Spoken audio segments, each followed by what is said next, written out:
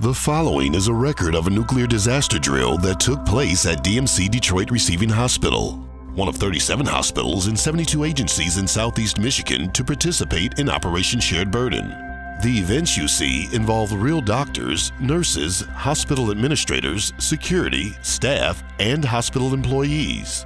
The patients, family members, and reporters are actors. This is a drill.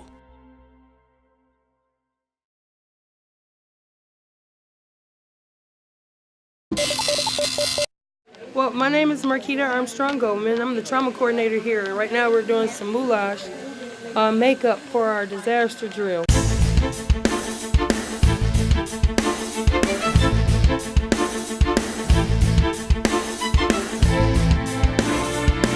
A foreign terrorist group has acquired and assembled an improvised nuclear device. Smuggled into the United States, the group has assembled the device near a major metropolitan center.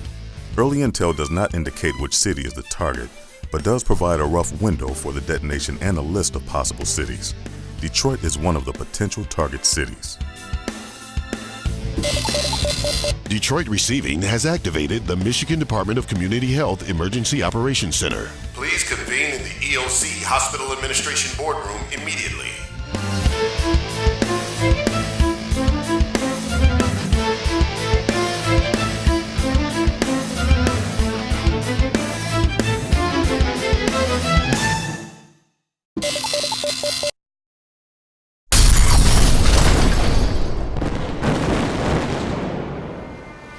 There has been a massive nuclear explosion near the intersection of Michigan Avenue and Livernois. State confirms that a massive explosion was definitely an improvised nuclear device with a yield between 5 and 10 kilotons.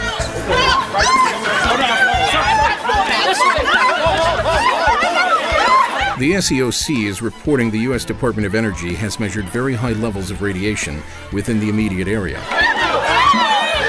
My first concern is safety of our employees, of our visitors, of anyone who comes into our environment, and the environment itself.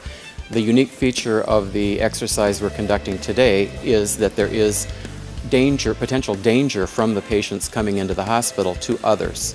Therefore, because some of them are contaminated with radiation, they cannot approach the hospital or come into the hospital without first going through a screening and then being decontaminated.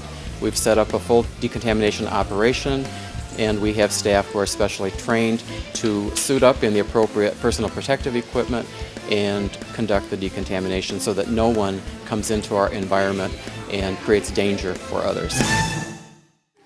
Okay, just some nice deep breaths. We're going to get you some help right away. The Community Health Control Center advises that it is in the process of mobilizing available medical professionals from across the state to a staging area where they will be organized, credentialed, and equipped before transportation to hospitals needing manpower. Please advise the MCC of your manpower needs. We're going to take care of you.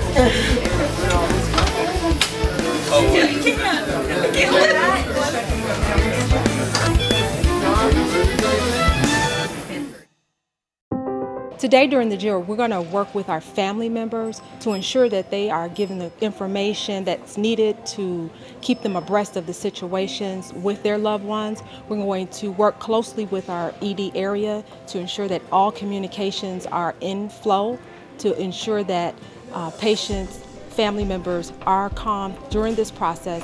We're going to ensure that the patient's family members, they feel comfortable, that we are providing them the updates that they're going to need.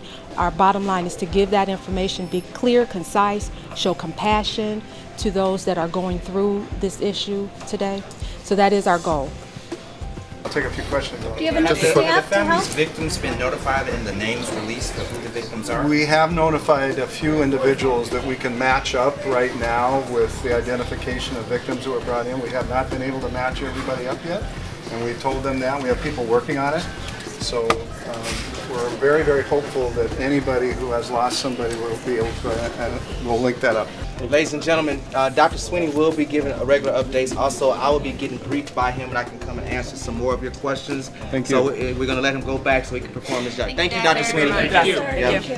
At this time, I have no other further updates for you. However, I will be in touch with Dr. Sweeney, Dr. Burt, Dr. O'Neill, and others at the hospital, as well as with the federal government, the state government, the city government, county, and we will be updating you perpetually on everything that's happening revolving around this disaster. Thank you very much. Thank you. We've just come from our debriefing, or hot wash as it's called, which always occurs right after a drill or an actual event. And the most popular word used today was a great success. People stepped up, and that's what you can only hope for in a real emergency. Even in a drill, we're being fed a piece at a time, so we don't absolutely know what is coming. We got alerts from the Michigan Association that tells us what's going on. All day we got alerts. I think we got 34 of them today, and they told us everything that was happening as it happened. Because it was so important for the person who was in charge to be in constant communication with all the departments, I just stayed on the computer and told her what was coming through. So we knew when the tunnel was shut down, when the bridge was shut down, when the airplanes fell down. If all those things had happened for real, we had constant communication.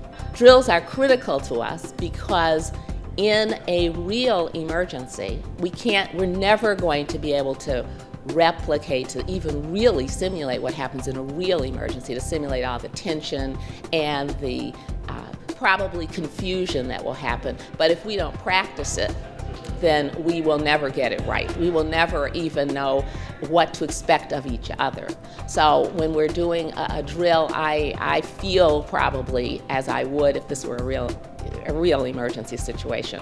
I feel that I want everybody to be responsive. I want everybody to pay attention. I want everybody to be on their game. I was so impressed with this hospital's departments. Every single department, radiology, the blood bank, lab, ED, nursing, everybody was right on their game. Nothing stopped. Everybody did what they were supposed to do, and they constantly communicated. We had an outside observer from the state of Michigan, Office of Public Health Preparedness, Teresa Jenkins. Her comments were very positive, felt the exercise was well organized, commented on the efficiency of our emergency department, and commented that in her experience she's never seen an emergency department that was so willing to participate in this kind of a drill and continue their normal work at the same time.